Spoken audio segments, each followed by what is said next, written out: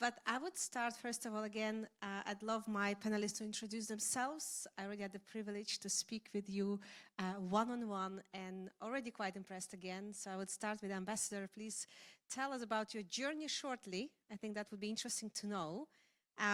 Where you're based and where you're focusing right now.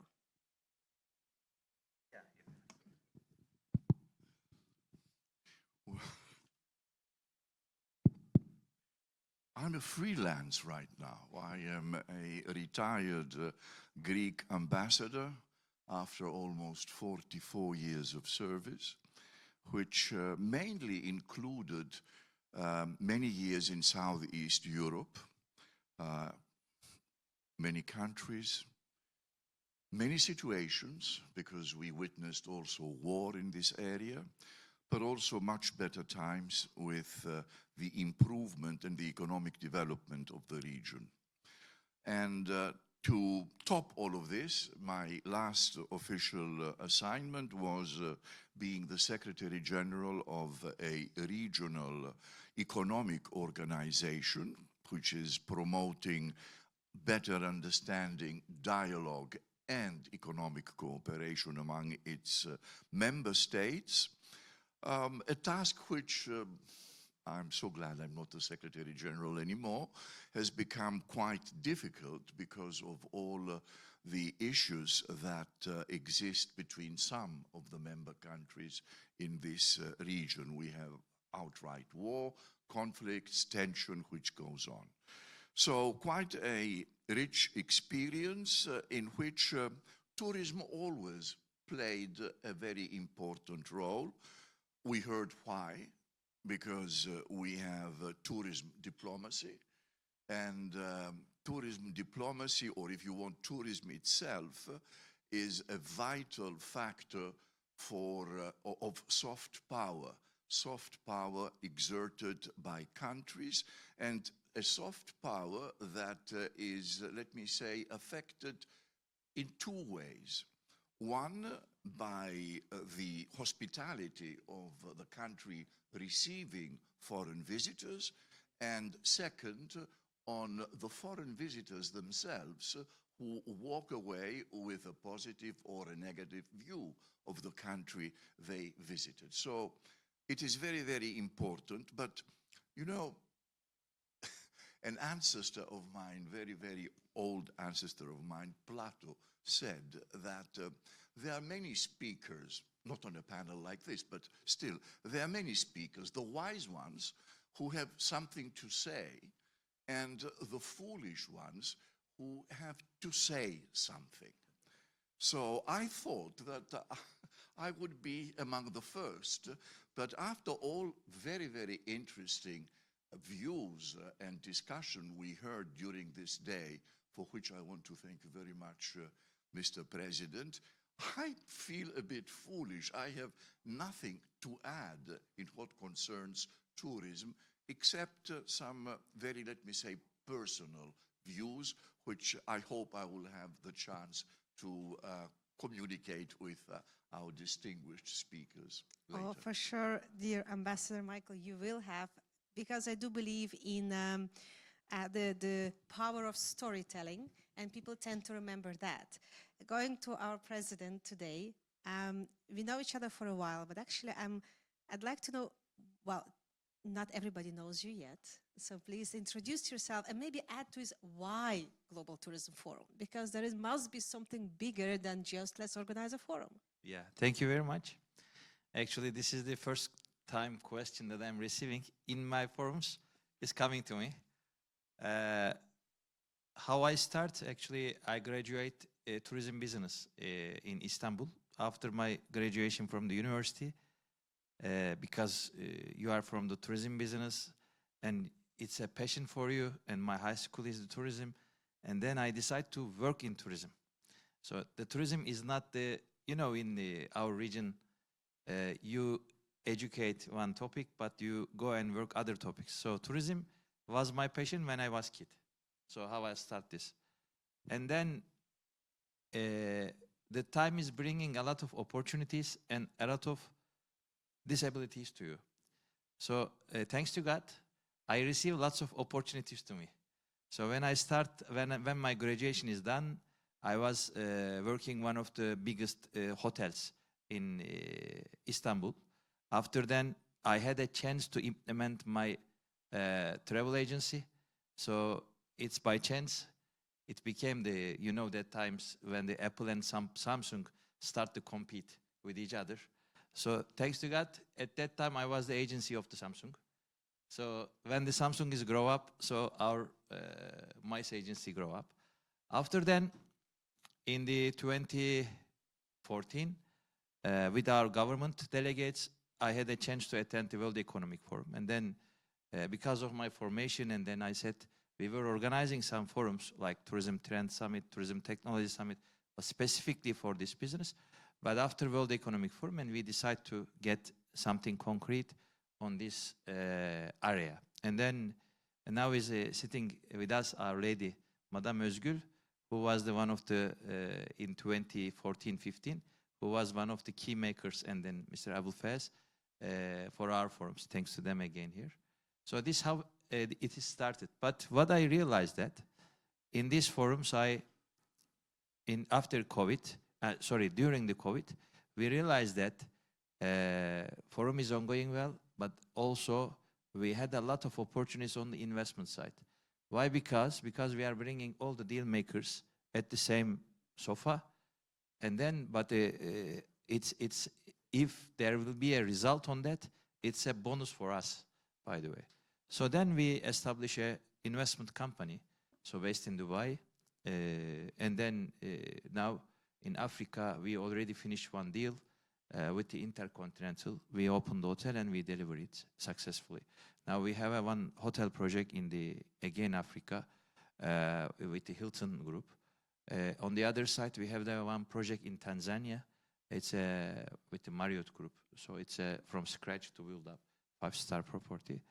So it's good at the first how we started is like a mice agency, and then the time brings us to the sole investment side. But who knows, maybe this peak after 2 years later, we will operate some planes, Airbus or Boeing, who knows that? Because we are the businessmen, and if we see any opportunities, we are in that. Thank you. Thank you so much. You're actually quite inspirational man. I've been following you for a few years, and now seeing you thriving in Dubai, it means indeed you have this sense of entrepreneurship, and indeed tourism industry offers you great opportunity to bridge different industries. And I loved what your ambassador said, the soft power of tourism. So I think this is the second time today I hear that from gentlemen's mouths. So I think we are finally there, realizing the importance of soft power, and it doesn't always have to be the hard way. I'll go to our next speaker, Sayed. Where are you joining us from, actually? You're muted, dear. Can you try again? Okay, on the other side, give us a second. Okay, do it again. Hello, everyone. Can you hear me now? Yes, we can. Please tell us more about yourself. And where are you joining us? Yes, I'm joining from London, and it's such a shame that I couldn't attend today's marvelous event. And because of the technical issues happened, so I returned back from the airport. I would like to say hi to everyone for such a, I would like to convey my gratitude to the president of the World Tourism Forum, Mr. Bulut, which is my great friend, for organizing such a big and great event. I'm, by all means, I'm with you.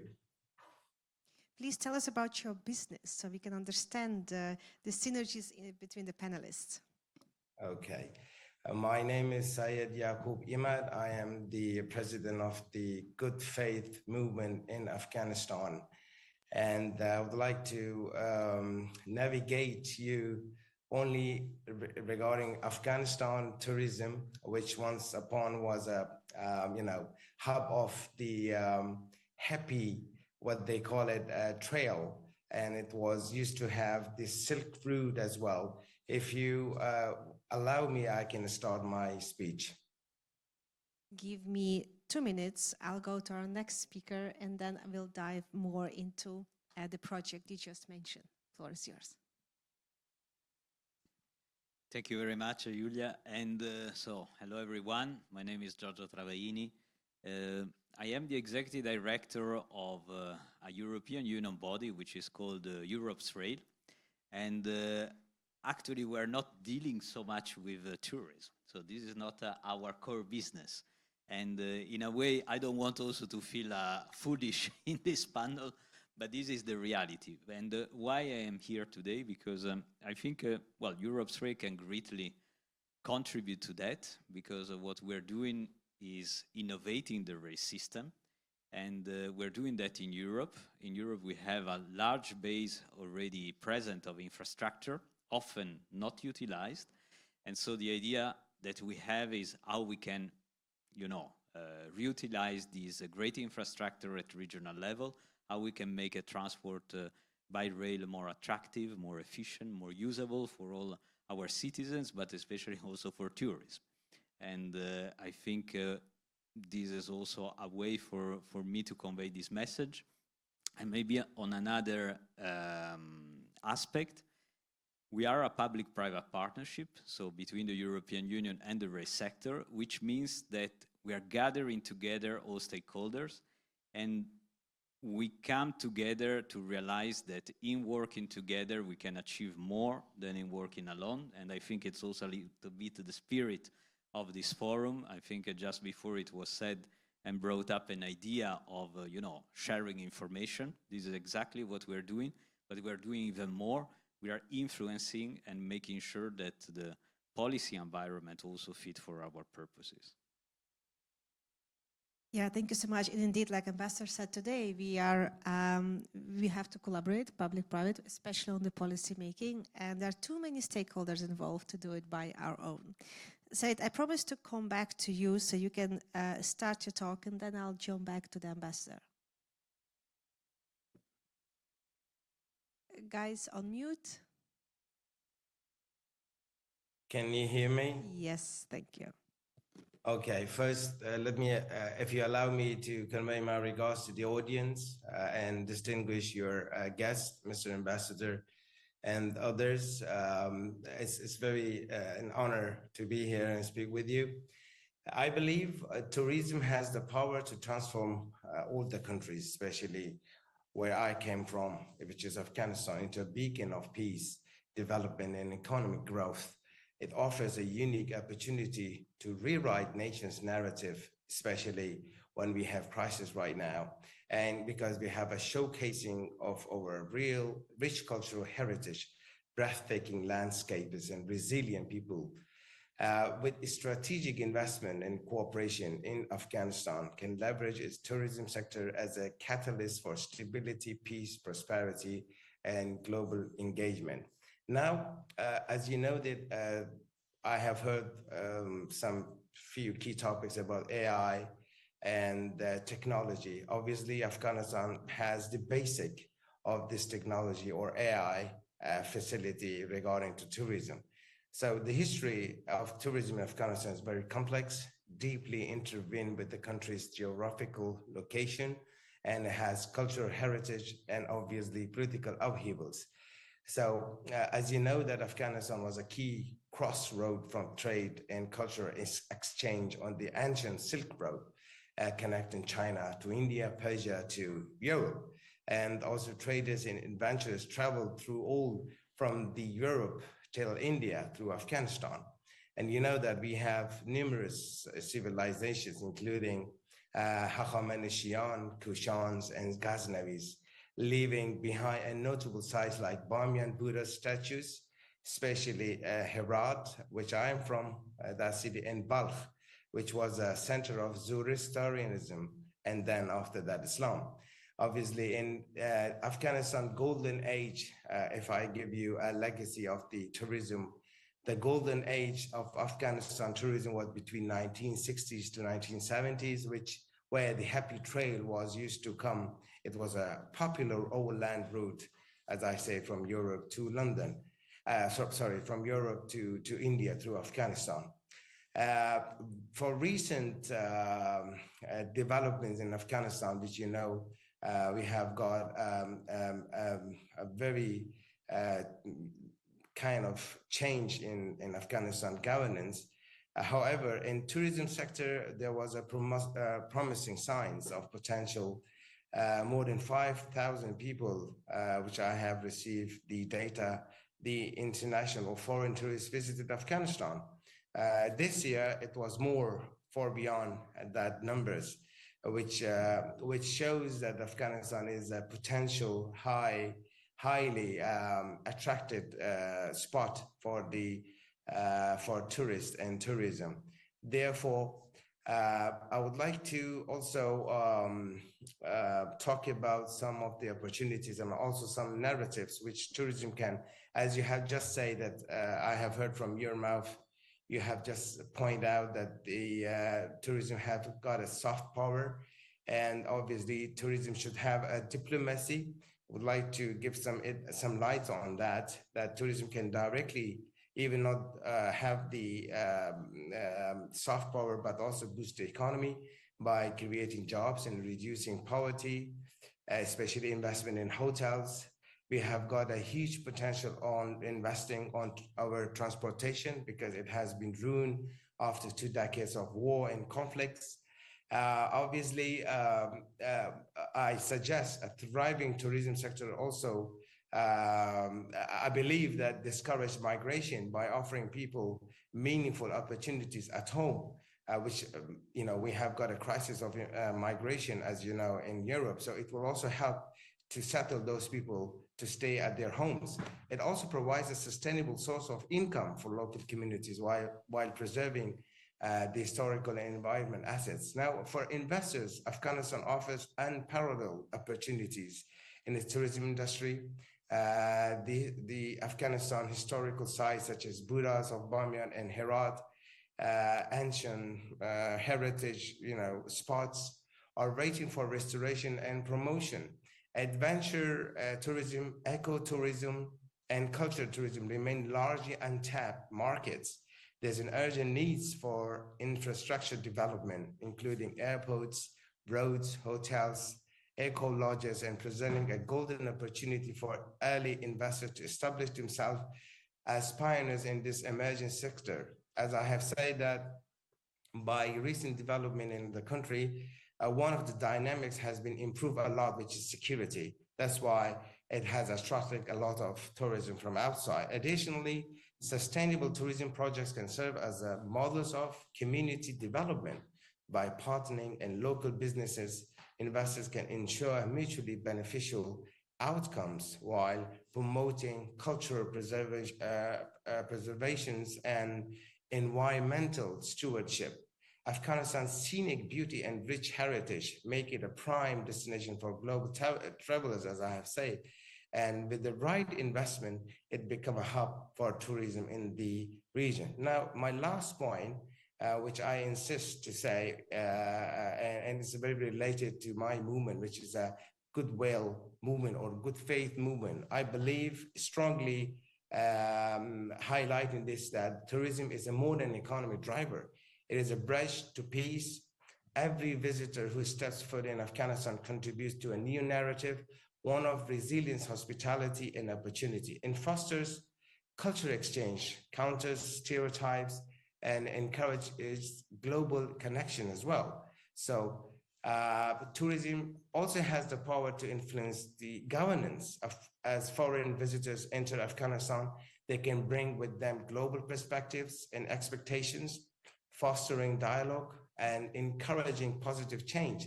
This influence can help reshape the narrative of those in power, urging them to embrace reforms such as reopening schools for girls and promoting gender equality. So a thriving tourism sector depends on a nation that values education and inclusion, as these are cornerstones of long-term development and global acceptance. Thank you. Thank you so much, Saeed. I think you covered all the topics that I wanted to ask questions about. I would now go back to Michael, dear Ambassador. You've been quite involved as a former Secretary General of the Black Sea Economic Cooperation Organization. And tell us maybe more of the importance of these kind of organizations, how they contribute to the collaboration between the states, because member states, because I have the impression that it's not the easiest job you had to do. Well, allow me first, Yulia, to express my fascination with the participation of our Afghani colleague. You know, for us Europeans, this stale concept is of Afghanistan as an outcast nation away from the international, from the family of international states. And here you come talking about the possibilities of tourism in your country, which also proves the power of tourism itself. It can be uniting, it could help reintegrate societies, countries, states, which is really impressive. And I come now to your question. Indeed, it is very difficult to find a balance in an organization where, as I said before, there are so many conflicts and tensions taking place. But I did find out eventually that tourism is a perhaps first level confidence building mechanism. I'm a diplomat, you see, so confidence building is very important in my métier. So I found out that this could be really very, very positive. So on a regional basis, because this was also a, let me say, point of cooperation that we were focusing upon, regional cooperation, we were able to promote projects which were uniting regions in different member countries.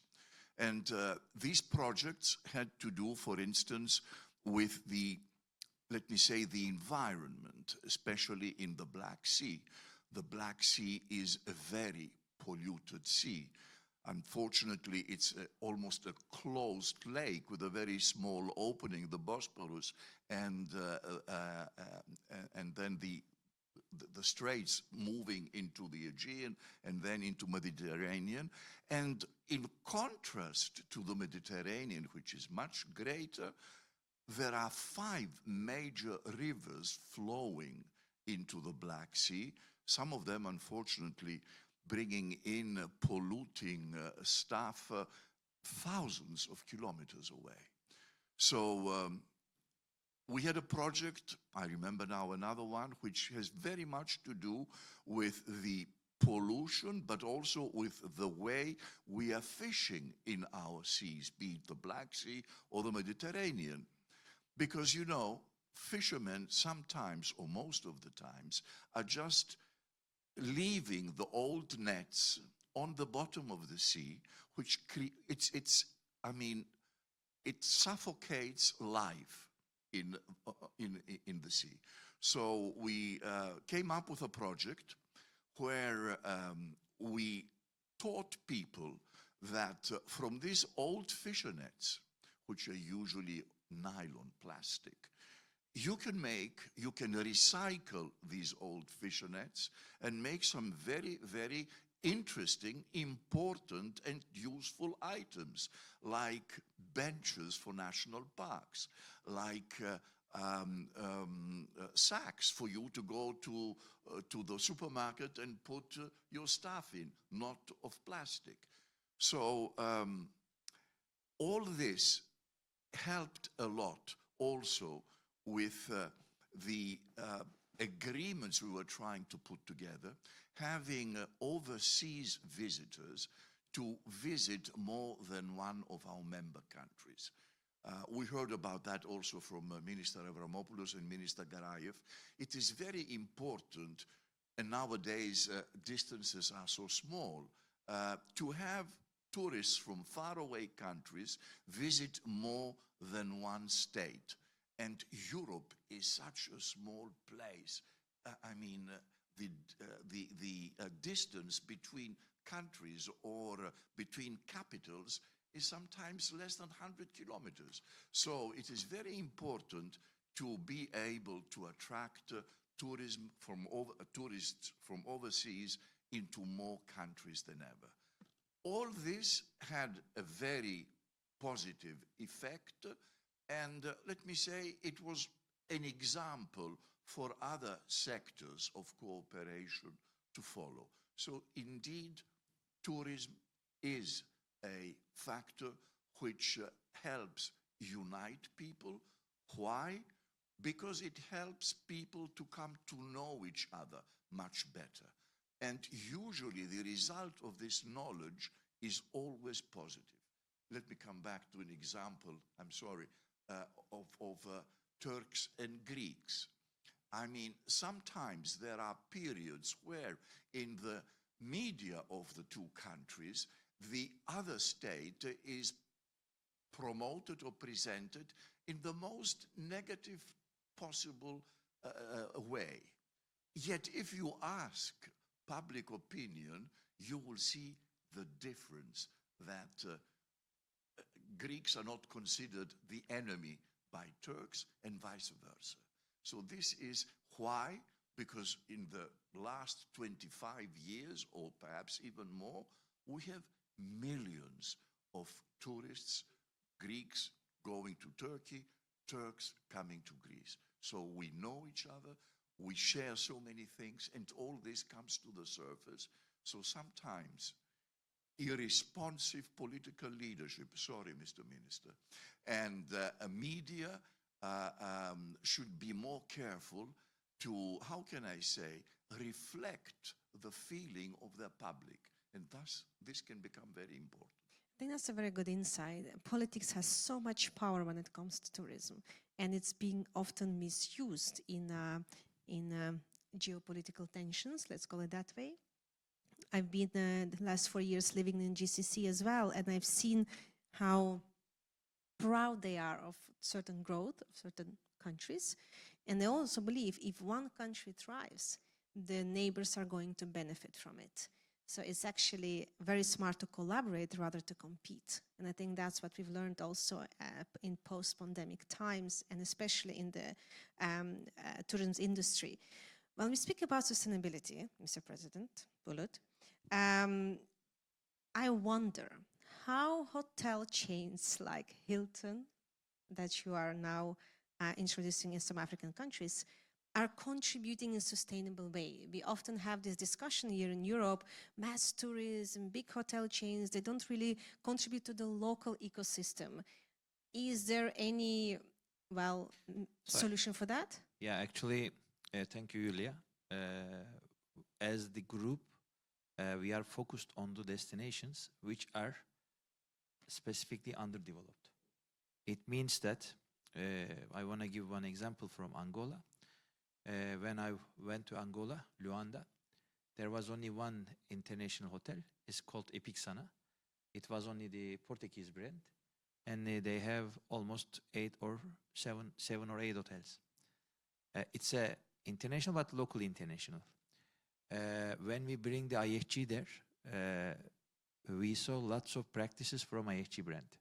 How? First of all, for the small and medium enterprises, it's very important that all the brands that we observe is supporting them to bring the products directly from them.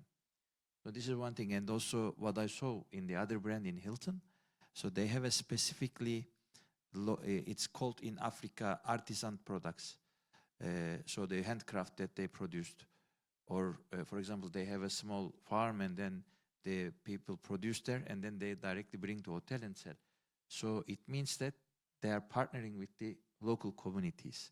So because otherwise, what I see on my cases, it's impossible to drive especially these big chains when the tourism is started or when the international brand is just entered. For example, now we have one asset in the Chad, in Jamina. So we hope we are planning to open in next 6 months. So it's one side is the sustainability that we are working with the brand, and the other side is the end of the program. We have to open the property. And it's very important, the collaboration of the local community with the international. So first of all, it's taking too much time and it's taking too much energy to implement and then to get educate and train for the, I mean, the first tier staff who is front of the customers. Because in some cases that we faced in Rwanda, today we saw our, you educate, you train 6 months, after then the gentleman starts to job, and then 2 days later, so you cannot find the gentleman. So because he get another offer from other places, and then he go there, or in Europe or in the Middle East. So what we are facing currently now, in the especially in the underdeveloped destinations, this is the problem that we are facing. But as the sustainable development side, as the sustainability side, so of course what I see, it's the most important thing as the investor that we are focusing, the collaboration with the local communities. Because without the collaboration with the local communities, it is impossible to drive, especially the hotels with the 400 room, 300 room, or even 200 room. It's impossible to drive with the quality. After 2 years time period, when you open the property, your property will start to strive. Because the properties, before I was not informed like that, but when you are in the business deeply, you are learning that these buildings, if this buildings is not performing, especially for the staff, I mean, who's carrying on the technically, doesn't perform perfectly, the building is going to get older. And it depends how you are collaborating, how you are working with the local communities, and it depends how you train or how you teach your partners in the local side, is creating the more sustainable vision and is creating the vision of this brands.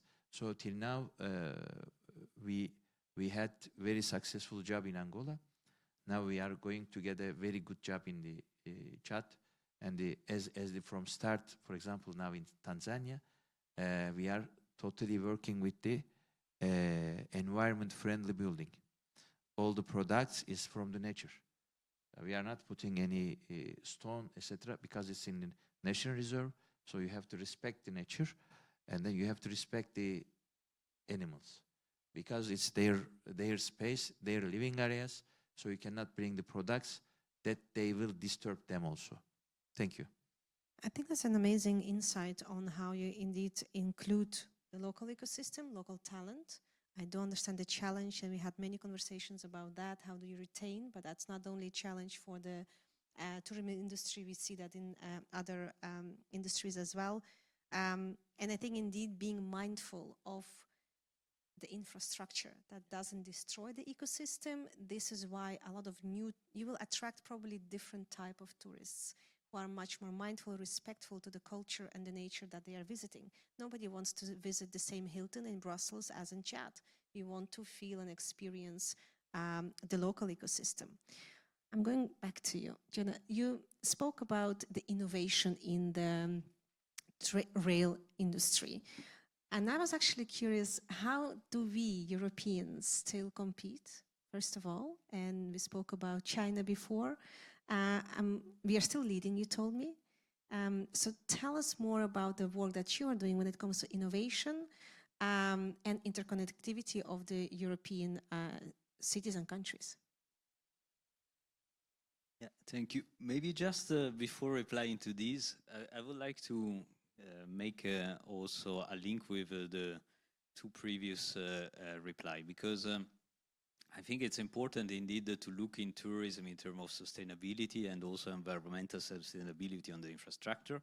But I recently read a report from UN which indicates that 70%, 75% actually of the CO2 being emitted by tourism come from transport.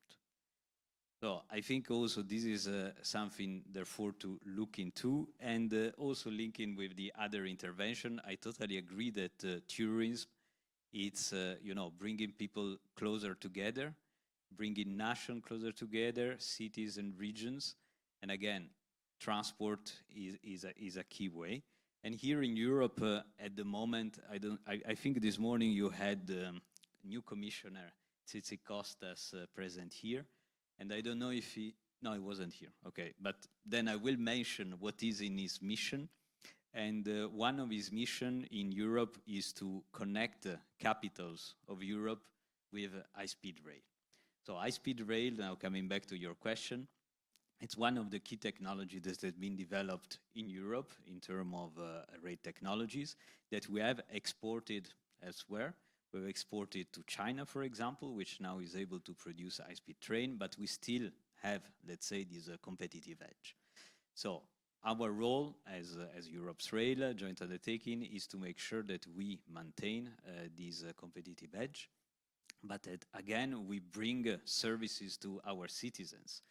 And one example of it, obviously, is to make sure that our system evolve and get better, faster, more reliable, provide attractive service using digitalization. This is especially one of the key areas where at the moment the railways in Europe are. We are transitioning from, let me say, an analog system to a digital system. But it's also important that we think user-driven. And so we will never have, all the journey that goes from A to B all by train. So rail has to cooperate with other transport modes. And what we are doing as well, for example, is we're cooperating with the aviation sector, which is a very high polluter, 5 times more CO2 than rail in average. But let's say for longer distance, this is the solution. Today you don't have any alternative. But what we can do, we can ensure that the timetabling time are connected together with rail when we have a rail connection to the airport, and that we share the data. So this is, for example, one of the projects that currently we're doing, and to ensure that this is standardized as well. Because if it's only 2 players, market actors that implement this new system, okay, you have an advantage locally, but not overall in Europe. So our idea is really to look for European solution that then all the rail stakeholder implements, and that obviously in this case also the airline navigator provider, they also provide. It's actually a pretty good one. Indeed. No, well done. And the reason I'm saying, because I'm traveling constantly, but I realize, for example, it's faster for me to go to London, know all this airport control that you would have in Zaventem, and by the time it's like 45 minutes, right? So probably, indeed, electric trains. You spoke recently also to me about there is no pilot and drive automated trains that you're working on in Europe as well. Can you tell more about that one? I can quickly jump on it. So we have developed the specification. So now they enter into European legislation last year. And now all the train manufacturers basically have the means to provide a new automated train. I mean, it's not a revolution. I think many of you have already experienced automated metro, but the complexity in an open system, it's much higher. And it's not only about bringing the automatic technology, but bringing all the technology that surround it, because the train needs to be able to detect obstacles with cameras. In the session before, we were speaking of AI. So we're using, obviously, the AI to make sure that false detection are done, and so on and so forth. So this is something that will come, but will come also because there is an economic reason behind it. Because when you automate a train, you consume less energy, because actually a train automation is better than a driver in this case. But these also bring economies of scale in this regard. But it will also, in theory, bring also a little bit more reliability, because it's machine-driven. But what I wanted also to link upon is the fact that all this automation only work if, you know, we are upgrading the system. So it's not just upgrading one line, it's about, you know, seeing the effect of this train on the network. And this is also the complexity under which we are operating, and I would say also the reason of existence at European Union level of such initiative. Thank you so much. And I go back to that economic reasoning, guys. So we can speak about sustainability a lot, but it has a price tag to it. And somehow in Europe, being quite small on a larger scale, we tend to be the loudest in a way when it comes to sustainability, green energy. I wonder, is that something we could, well, extend to other larger countries, nations, the, well, policy making that we are pushing from Brussels, or it's not really sustainable and it's not for each country? So sustainability, does it make sense ROI-wise or not? And that's a question to all of you from your own personal perspective and experience as a diplomat, businessman, innovator, social impact projects, to Said as well. I'd like to see your opinion on sustainability and ROI. You were looking at me? Yes. Sorry. I'm looking at you, yes. Well, I think that sustainability and all that it entails is something that we cannot avoid. In fact, we should be working yesterday on achieving it. Why? Because resources on our small planet are finite. They're not infinite. And this means that we have to take care of our planet in a very controlled way. We talked about the environment. Our generation is the generation that, the first generation that faces the entirety of this issue, of this problem. But at the same time, I'm afraid we are also the last generation that can do something to save the environment. And we have to act very fast. And this sustainability in the greater sector of tourism is very important.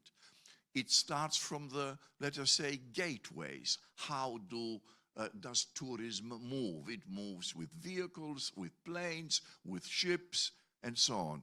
We have to improve the ways and means with which all these transport mechanisms function today.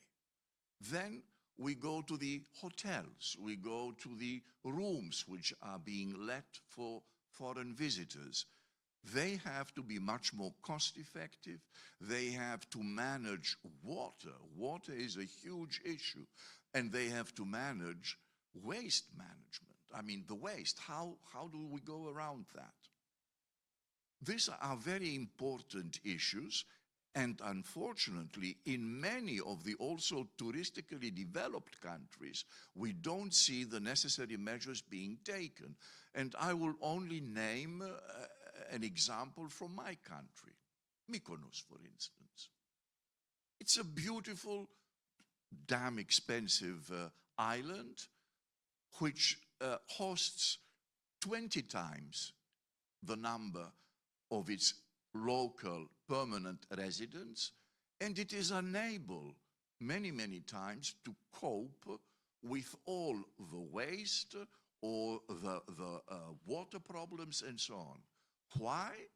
Because in every house that is being built, there must be a pool, a swimming pool on an island, which has the sea, the water around it. So these are huge problems. Yes, artificial intelligence and technology can find ways and means to improve all those issues. But me being, a tourist of a generation which places very, very much importance on the human connection, I can't, and I wish it never happens, I can't divide tourism from the human connection. It is a human-centric business, because if we are to go in a hotel, let me say, technologically very upgraded, where everything is done by artificial intelligence and even robots who are responding to you, and we just enjoy the sun and the beach outside the hotel, what do we get from this kind of tourism? Thank God, I believe that this kind of tourism is passé, especially after COVID-19. Today it was mentioned again. Cultural tourism, adventure tourism, they're much more, let's say, the way of things we want tourism to go. And let me just say one word on inclusiveness. I believe that this is the most important issue, that the residents, the locals, take part in the planning and in the decision-making in what concerns tourism in their area. Otherwise, you alienate them, they don't have anything to gain from this kind of tourism, and this makes it very, very difficult.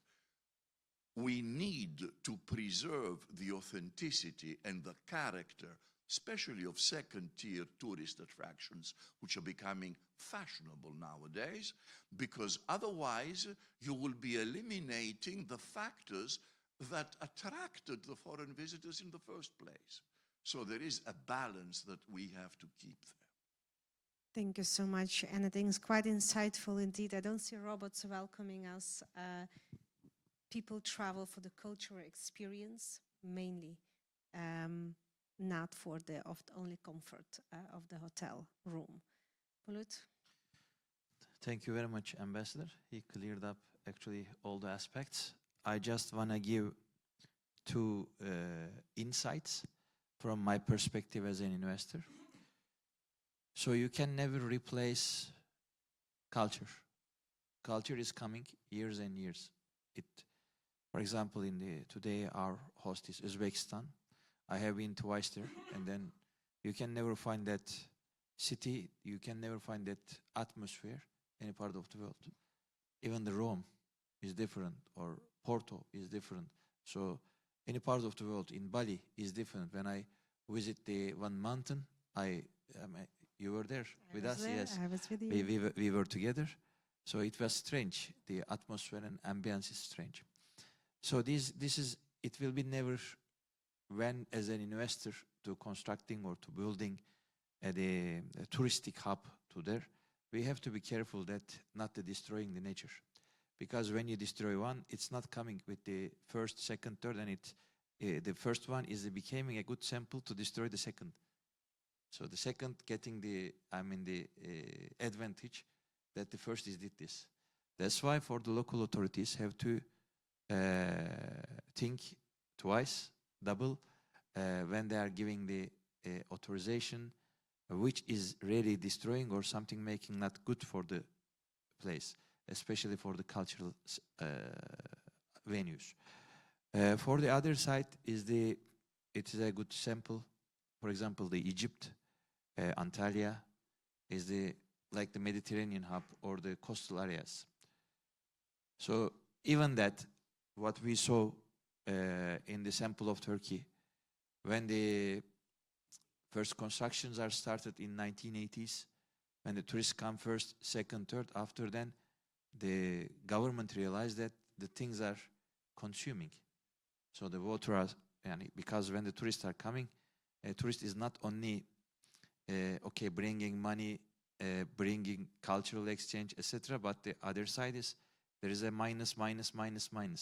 So what we have to be sure, and what we have to be, again, for the other side of tourism, for Sejur, what we have to be sure that specifically when getting authorization or when making an investment, we have to be thinking about the sustainable solutions. Water consumption, especially filtering the water and giving it back, especially for the public areas or for the rooms, restrooms, etc. Or the even it's a very, very, very, for me, pretty, what I see in the all-inclusive system, for example, in the lots of hotels in the Mediterranean and lots of hotels in the Southeast Asia, even some parts of the South America. So it's produced, it's on the shown, and then maybe 20% is consumed, the rest is thrown as a waste. So these things have to be sorted out more. I mean, maybe working with the local authorities and working with the local communities. It means that because we are consuming you cannot think it's like a tomato, or you cannot think it's just the water. You are consuming the nature. So we have to pay attention to secure and save. Even if we can save this 10%, it's good for us, for the nature. Thank you. No, I agree, Bulut. It's also about self-awareness and educating the tourists in the way how they consume. So I think that's an international collaboration that we need to create. I'll go back to Said. Maybe you have a few words to add when it comes to sustainability, maybe ROI connected to that, and especially, as rightly said by the ambassador, we maybe sometimes don't consider Afghanistan as the place to go, but indeed hearing from your side the importance of a cultural exchange, and I'm sure once you've been there you will understand the value of the history that has nothing to do with the political and geopolitical tensions. Yeah, please add if you have something to add. Thank you so much for giving me the opportunity, the platform. I acknowledge the ambassador's remarks, Mr. Bulut's remarks, and also other honorable gentlemen. Now, as I have said, that Afghanistan is the center of all cultures, and it's an untouched country, and with fabulous landscape. From here, I would like to invite World Tourism Forum to come to Afghanistan and Kabul and have the same event there, which bring hope as well, and also open the door for investors. Afghanistan needs, there's a huge potential of investment there in transportation, in hotels, and all other sections or sectors that you know better than me, because I'm not a businessman. I am, as I have said, working in other field, which is somehow connected. Economy and politics is somehow connected, interconnected to each other. So we are as a whole, as a globe, a universe and human being, and very important to preserve the agriculture, the environment, which Mr. Bulut has just touched upon from Bali and some other examples. It's important to understand and make awareness of environment for the visitors, for tourists, and for the local people as well. I have seen a video clip from Bali that people are polluting a lot the water there, which is horrible. Now, at the same time, boosting the tourism industry, there should be also education, how to preserve the environment, how to preserve the agriculture, the greenish, and also the landscape of these countries. Even also, it's also important that there should be education and awareness of the people who visited these touristic spots, not to ruin the culture over there. Instead, enjoy the culture, enjoy the food, enjoy the customs and tradition. Otherwise, it will have an impact, and vice versa, kind of reaction from the people. Thank you so much for such a great, marvelous event, and please accept my invitation, and hopefully to have same such, also inviting you as well to host in Kabul and for such big event. Thank you so much, Said. Thank you for your insights. Back to you. So maybe on my side, I can say that I believe that tourism can actually help to have a better figures for the return on investment on projects that should bring that are sustainable projects. And I take the example of transport projects as great infrastructure that it's costing a lot to build up, and the return on investments are long as well.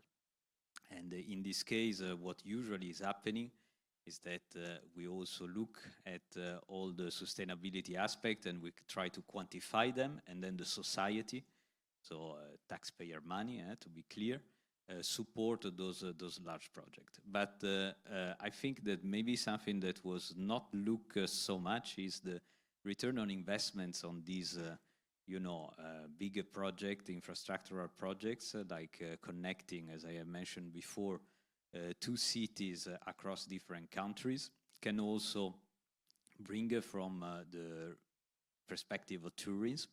And so in the equation, also on deciding if investing in such infrastructure project, I'm pretty sure that the tourism is a big component that can accelerate such sustainable projects.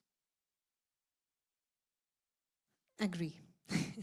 Okay, guys, our time is up. I want to thank Michael, Bulut, Syed, and Giorgio for the insights. I've learned a lot from all of you.